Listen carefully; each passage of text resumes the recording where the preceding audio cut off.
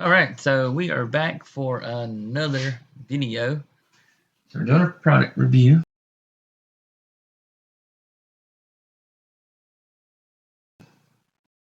On this ceramic heater. It says it's digital ceramic heater, the right kind of heat where you need it. And I work out in the garage right now. That is where I've gotten to in this hobby so far. And it is cold first part of January. The temperature this week, I think the high is like in the 40s, 30s or 40s. Let's just say not optimal for building model cars. So my wife got me this for Christmas. We're going to set the box down. Got me a little space heater. Looks pretty small. See, caution, high temperature, keep electrical cords, drapery, other furnishings at least 3 feet away from the front of the heater and away from the sides in the rear. So it needs to be able to breathe and it's putting out heat. So we are going to first probably just set it out in the open and see how hot it gets. And we'll go from there. So let's undo the twist tie on this cord. Always plug heaters directly into a wall outlet receptacle. Never use an extension cord or relocatable power tap outlet power strip. So it says not to use an extension cord most of the time because people don't use the right quality of the extension cord. They're using the cheap ones and then gets on fire. The cord melts. So we need to find a place to put this. Alright, so I moved the camera a little bit so you can see the heater. It does come with a remote. I'm going to give you what part number this thing is in case you're interested. I'm using the remote. It says CT16670 and it is a Lasko. There you go. 16670. Alright, so set that out of the way. Don't anything flammable around it. Get our instructions out. Now it says not to plug it into an extension cord or a power strip, but my closest outlet is on the other side of my workbench.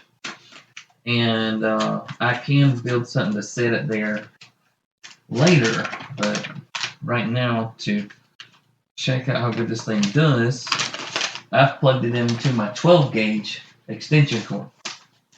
So it's a really thick extension cord for medium heavy duty. So we will turn it on and we'll check to see if it's going to have any issues. Alright, let's see if there's batteries in the remote.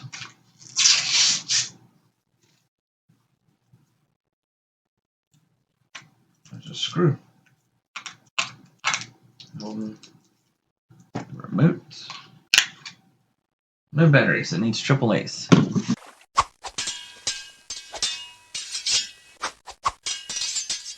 Now, let's see, I need a screwdriver. Put this little battery in.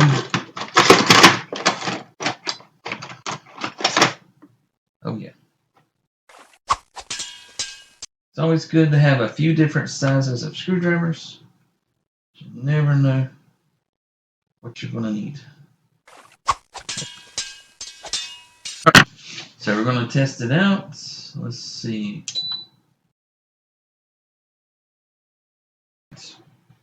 This thing is already blowing out some heat. You like my pajamas? These are for Christmas. Wife got me Home Alone pajamas. I love that movie. It's Home Alone 1. See? Got Marv and Harry. I like that movie. This has got some good heat to it. Cooking my toes. That's nice. Now, some other options this thing has. Alright, so the power button. That was obvious. Automatic temperature control. Press to decrease the desired room temperature. Low heat mode. Press to run the heater in low heat mode. Okay, so I could put it to low. Right now it's on high. Let's hit it to low. Let's see. Base oscillation button. Boom. Look at that baby turning. That's pretty cool.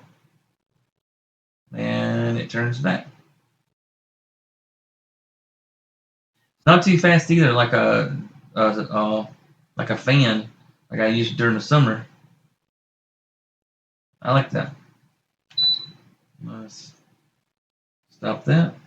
Timer button. The timer can be set for up to 8 hours. Continue pressing the timer button to reach the desired time setting. Light turns red when activated.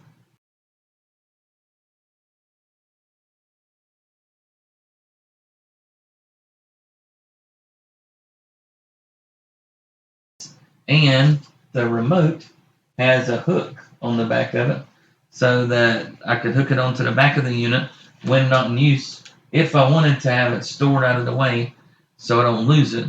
Or what I'll do is I'll keep it up on my workbench. The timer button. Let's see.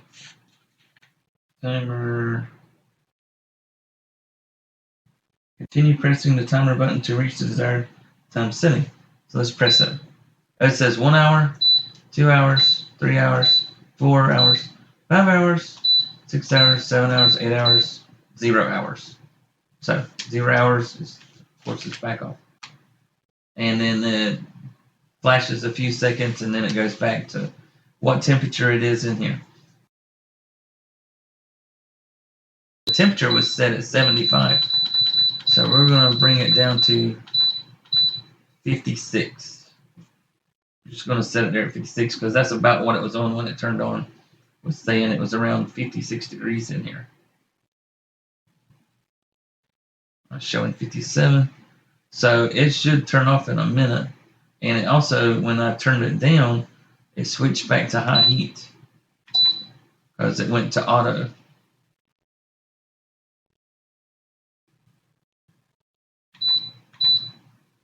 Now I could set it to auto.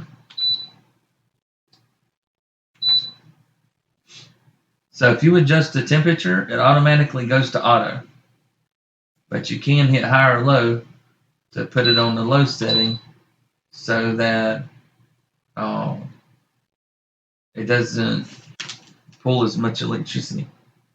It says once the room temperature reaches 2 degrees above the set temperature, the heater will shut off. Once the room temperature reaches 1 degree below the set temperature, the heater will turn back on and continue to cycle off and on to maintain the set temperature. This function will cancel if the L or H button is pressed button on the remote control. The heater will now be in the high or low heat depending on selection and run continuous. Okay, so if it's on high or low, it will run continuous. But if I set it to auto, put it on 56 degrees, once it gets 2 degrees above that, then it will shut off. So I'm going to turn the temperature down to 55 because it shows that it's at 57, and we'll see if she turns off.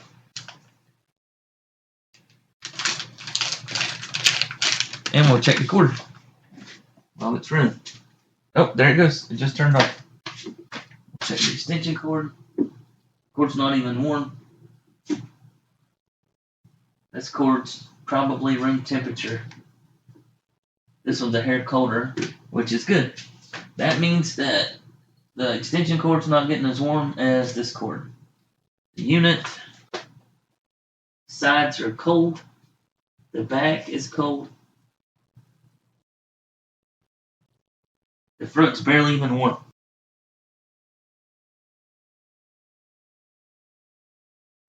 So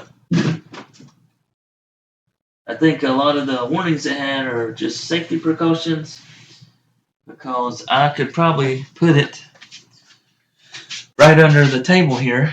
I probably can run it off that extension cord for some time.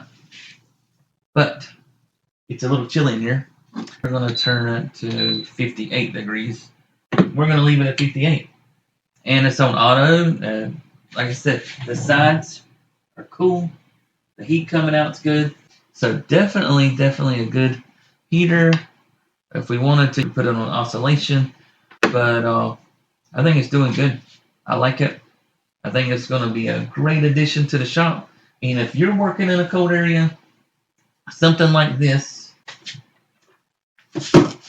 Lasko ceramic heater, very safe, cold all the way around except for this metal grate area.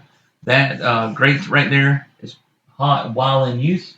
As soon as it turns off, it immediately starts cooling down. So as long as you don't have anything touching that, nothing flammable, your paints, your thinners, all that stuff away from the heater, at least 3 feet away, then this is going to be a great addition to your shop. It's definitely going to help me to be able to get back in here while it's cold to put my models together.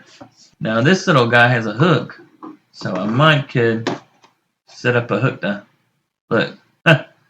I ain't setting them up, but I can hang it right there. It'll probably fall off, but I could definitely set something up to hook this guy on. We'll definitely find a place for it to hang out of the way, probably somewhere on the wall back there. I can just reach up there and grab it. And my heater's turned back off again, so it's working great.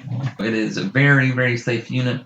I'm not crazy about space heaters, but this one is a very, very safe unit. So I recommend that if you guys are working in the garage, try out one of these. This thing says it's 1500 watts, 3-year limited warranty.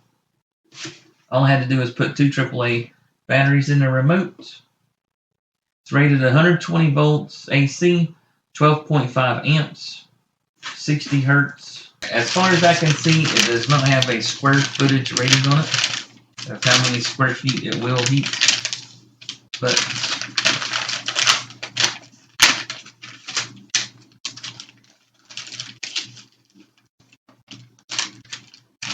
it's definitely working. Really good. Something definitely needed. And we'll keep the box for a while like I always do. And if it needs to be returned, then we'll do that. But right now, I think this is going to be something that's going to help me get back in the shop, get you guys some more videos, and enjoy this hobby. So, that's the review for today. Hope you guys enjoyed it. And I'm definitely going to enjoy it. It's going to keep my feet from freezing and help me be able to get back in here and enjoy these models that I got sitting up there. So, you guys have a great day, and I'll see you in the next video.